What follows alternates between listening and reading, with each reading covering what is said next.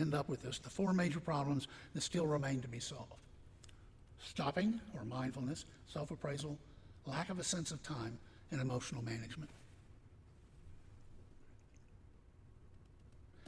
Unless you are able to stop what you're doing, if you are engaged in some particular activity and the world has fallen away, the slang is going down the rabbit hole, unless you're able to stop and do an appraisal of how am I doing, nothing else matters. And so it's that ability to stop. And those are things that you can work on with your students. You don't actually have to say something, just work out with little Johnny. And if I come by and I just, I'm talking to the rest of the class, when I put my hand on your shoulder and just sort of pat it, that means that you're off down the rabbit hole and to come back and join the class. Just simple signals between you and your ADHD kids. What you want is the kid to be aware of what they're doing now and how they're doing, what effect are they having on everybody else. Now, the problem with that is that the second problem is an almost complete lack of self-appraisal in most kids with ADHD. It's also called self-blindness. If you get really technical, it's called a lack of ego awareness. But one of the executive functions that most people with ADHD lack is that ability to stop and appraise, how am I doing? Is what I'm doing working? If it's not working, why is it not working? So I can correct it and try again. What effect am I having on other people? Most people with ADHD, especially when they're not on medication, do not have a clue. Why is this important? It's because it is absolutely required for learning. This is the feedback loop of I try something, see how it works. If it doesn't work, I correct it. I come back, try it again, see how it works, learn from that. This repetitive, ever closer approximation to what works in my life. If you have no idea what's working and what's not, you cannot learn. Whether it's academically or socially, you have to have this ability to be aware of what's going on. This is one of the reasons why groups are so important for people with ADHD, is because while they can't see themselves, they can nail somebody else in the group. They can see exactly what they're doing. It's just that they are self-blind to themselves.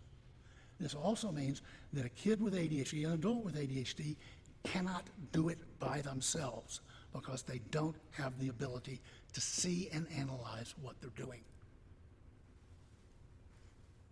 We have been experimenting with video recording in groups having 2 or 3 video cameras, and when something happens, we're able to stop, replay the tape, show the person exactly what just happened in hopes that they will develop that ability to see themselves.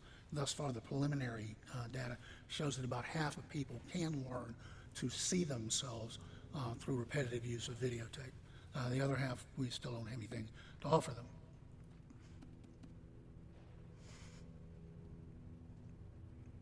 Self-appraisal techniques, the use of videotape,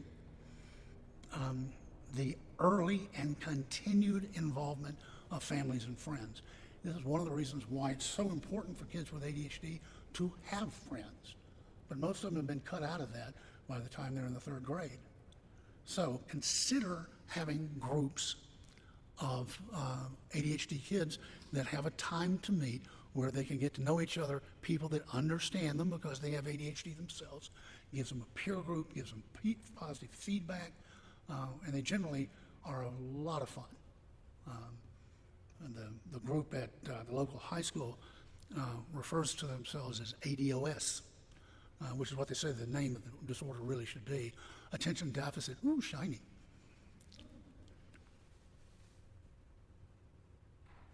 So, third problem is a problem with time. This was the first article I ever wrote many, many years ago, and that was that none of my adult patients had a watch. And this was back at a time when people wore watches.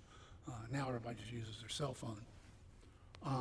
People with ADHD have only 2 times, now and not now. And so they lack the ability. They are usually in the now, in the moment. They lack that ability to look into the past, see similar situations and what worked in those situations and what didn't, and they lack the ability to look into the future, even a few seconds, to see the inescapable consequences of what they're about to do. And so these are kids who make the same mistake over and over again. They never seem to learn. Again, this is necessary for learning, which is what we're all about here. And so getting people, again, to stop and analyze what's going on, to learn from the past, project into the future.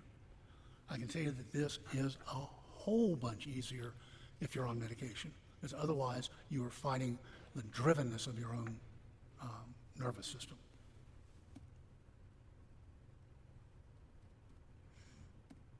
I'm going to shoot through this. Time is what's necessary for planning. This inability to slow down, look to the past, look to the future, see its consequences, etc. This is what we call impulsivity, acting or speaking without thinking, which is one of the core symptoms of ADHD. So being able to tap the brakes, is the local slang, is very important. And again, just having a hand on the shoulder or some snapping your fingers just that loudly helps a kid with ADHD stop what they're doing and start the process of self-appraisal.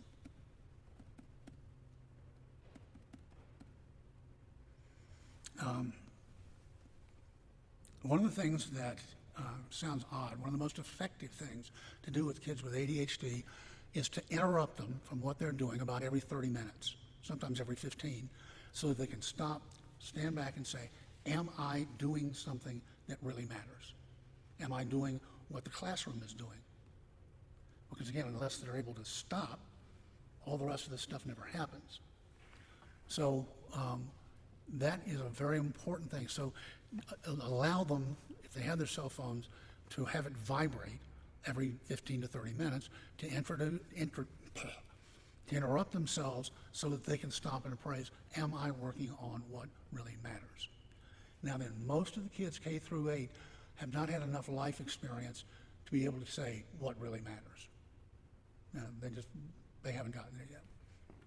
So what we use, and we find that we can use, is not what you desire, but what do you regret? What is it that if I were to lead my life over again, completely without regret, I would do thus and so. Let the kid choose what that thing they regret is. Almost always, it's something they didn't do rather than something they did do. And that can be the thing that when they're off down the rabbit hole, the phone vibrates and they're able to pull themselves out. That thing that they regret is what tells them what path to get back on and gives them a little shove in the right direction. So, let's see what we got left.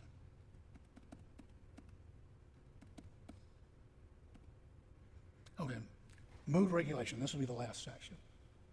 We have time for this? Okay, good. There are two types of problem with mood regulation. One is this sort of general rule that people with ADHD lead lives of passion. If they don't care about something, it's not there. So what is left behind in a person with ADHD are things that they care about deeply and passionately. So they are intense people.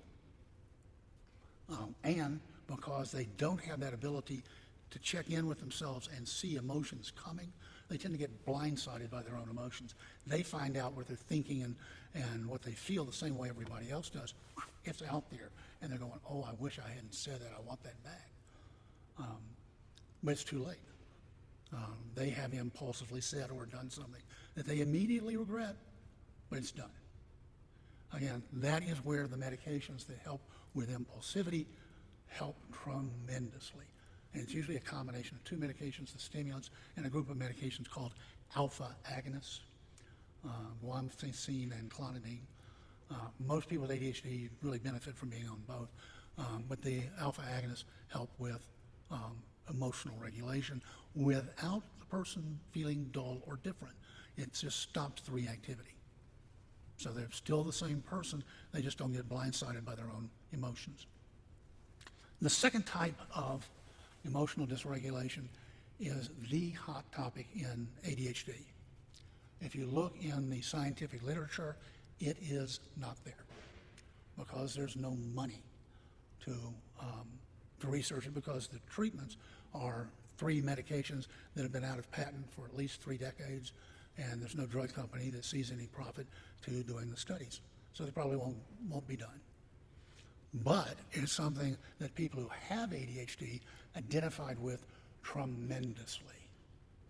Within the first 6 months of a single mention in Attitude magazine, it had more hits, more responses on Reddit, Attitude, Attention, About.com, and it had more than 200 new videos on YouTube within 6 months. That's more than any other topic in the history of ADHD on the web in only 6 months.